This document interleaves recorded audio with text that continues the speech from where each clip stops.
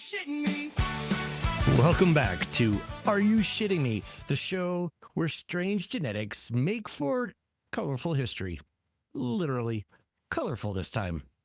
Okay, picture this. It's the 1960s. You're driving through the Appalachian Mountains of eastern Kentucky, winding roads, misty hills, country radio on the dial. You get it. You pull into a tiny town to fill up on gas, and out of the corner of your eye, you see a family walking down the street. Their skin, blue. Not ate too many blueberries, blue. Not held your breath for too long, blue. No. Blue, blue. Blue enough to make you stop mid-pump and question if you accidentally drink the moonshine instead of putting it into your gas tank. I guess, is that what you do with moonshine? You'd probably think you were hallucinating, kind of like the time my mom thought a raccoon on the porch was the cat, until it stood up. True story. But this isn't folklore. This isn't an urban legend your weird uncle tells at family reunions. This is real. Documented, science-backed. I'm talking about the Blue people of Kentucky. The story starts back in 1820 with a French orphan named Martin Fugate. Martin was in blue when he got here, but he did settle into a little pocket of eastern Kentucky with the wonderfully ominous name Troublesome Creek. I mean, come on, Troublesome Creek? If I moved to a place called that, I'd at least expect the occasional haunted well or goat with glowing eyes. Martin married a local woman named Elizabeth Smith. Elizabeth was pale, like vampire pale. But nobody thought much of it. They just figured she was delicate.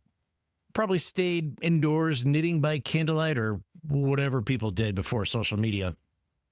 Here's where genetics plays its little joke. Martin carried a recessive gene for a super rare blood disorder called Methemoglobinemia. That's not easy to pronounce. Elizabeth, by total coincidence, also carried the same gene. When two people with that gene have kids, some of those kids are born blue. Let's break this down without sounding like a biology textbook. Your red blood cells carry oxygen thanks to hemoglobin. But in people with methemoglobinemia, some of the hemoglobin turns into something called methemoglobin. It can't carry oxygen properly. Instead of oxygen-rich red blood under the skin, you've got bluish brown blood. And when that blood runs close to the surface, lips, fingernails, ears, your skin takes on a blue tint. Basically, they have the same blood color as a horseshoe crab. Which, let's be honest, is probably the weirdest thing you'll learn today, unless you're really into marine biology. And here's the kicker. They felt totally fine, healthy, working class mountain folks, raising families. They just happened to be blue. Martin and Elizabeth had 7 kids. 4 were blue. The family lived in such an isolated area that the gene stayed in circulation. People married within the same small community, sometimes not even realizing that they were related several generations back. This is what geneticists called the founder effect. By the 1880s, entire branches of the Fugate family tree were blue. Not all of them, but enough that people started calling them the Blue Fugates, or the Blue people of Troublesome Creek. And the Fugates didn't think of themselves as weird. For them, it was normal. Some kids in the family were blue, some weren't. The same way that some families have redheads or left-handers. But can you imagine the family reunions? Oh, hey, great to see you again. Oh, you brought potato salad. Cool, cool. Set it next to your cousin Leroy. He's the one with the blue lips. Outside of Troublesome Creek, the Fugates caused chaos. One woman reportedly went to a hospital in Lexington, and the staff was so shocked by the color of her skin that they froze. They literally didn't know what they were looking at. Others faced stares, rumors, even accusations of witchcraft. Remember, it was rural Kentucky in a time when medical knowledge didn't reach mountain hollers. People came up with their own theories. Maybe it was the water, maybe it was the air, or maybe it was just God's will. There's a story about a woman named Luna. Her lips were so dark, they looked bruised. She'd go shopping at dusk just to avoid the attention.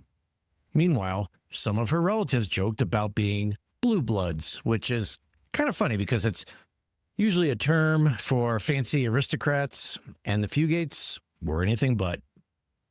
Fast forward to the 1960s, Dr. Madison Cawein III, hematologist from the University of Kentucky, hears rumors about blue people living in the mountains. Instead of shrugging it off, he basically goes on a medical treasure hunt. He figures it out, diagnoses them properly, and the treatment, stupidly simple.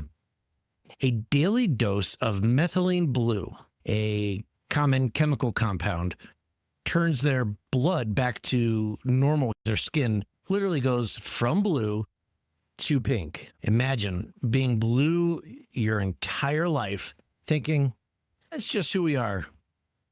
And a doctor shows up with a pill that makes you look normal in an afternoon. That's got to be the weirdest Tuesday ever. By the time Dr. Cawein got there weren't many Blue Fugates left. The family had started marrying outside of the community, diluting the gene. It's reported that the last known Fugate, Benjamin, was born in 1975. He was blue at birth, but grew out of it as his blood chemistry balanced. So the condition still exists in their family tree, but it's rare. Modern medicine can treat it almost immediately. The legend of the Blue people of Kentucky lives on in textbooks, in local folklore, and in stories like this one. A French orphan, an isolated mountain community, and a rare genetic quirk combined to create something that sounds like fiction, but was absolutely real. Why waste money on blue face paint when your DNA's already got season tickets? I'm Brett, and this is Are You Shitting Me? Tune in next time because I'll be discussing